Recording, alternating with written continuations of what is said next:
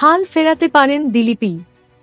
দাবাং নেতাকে সক্রিয় করার চেষ্টায় পদ্মশিবিরের আদি নেতাদের একাংশ সময়ের সঙ্গে সঙ্গে ক্রমশ স্পষ্ট হচ্ছে বিজেপির আদিনব্য দ্বন্দ্ব।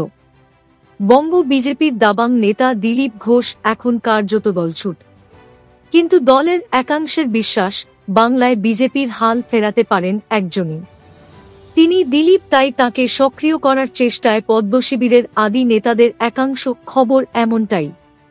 বাংলায় বিজেপির মাটি শক্ত করতে দিলীপ ঘোষের ভূমিকা যে ঠিক কতটা তা বলাই বাহুল্য।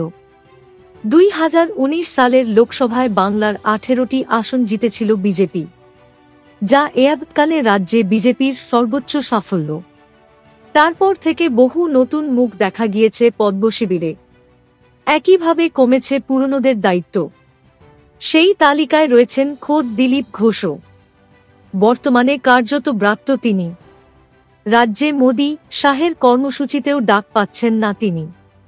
এদিকে 24 লোকসভায় আসন সংখ্যা অনেকটাই কমেছে বিজেপির, ফলে দিলীপ ঘোষের নিষ্ক্রিয় হয়ে যাওয়া আদতে বিজেপির জন্য নেতিবাচক তা পরিষ্কার বুঝতে পারছে দলের একাংশ।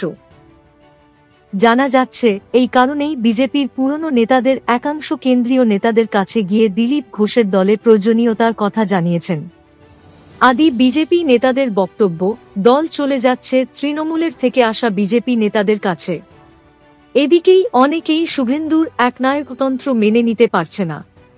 বিশেষ করে পুরনো বিজেপি, যারা বছরের পর বছর ধরে মার খেয়েছে, ঘরছাড়া হয়েছে, তবু দলের কাজ চালিয়ে গিয়েছেন, তারা এটা মানতে পারছে না। এছাড়া দিলীপ ঘোষের একটা জনপ্রিয়তা ছিল দলে, তিনি সরে গেলে তাঁর ঘনিষ্ঠরাও সরবে, এটা মোটামুটি বুঝে গিয়েছেন সকলেই। তাই চেষ্টা করা হচ্ছে যে কোনো মূল্যে দিলীপকে সক্রিয় করার। এ বিষয়ে এক বিজেপির নেতা বললেন, দিলীপ দা কখন ও দলছুট হবেন না। দিলীপ দাকে আবার আমরা পাব। 26-এ ওনাকে দরকার।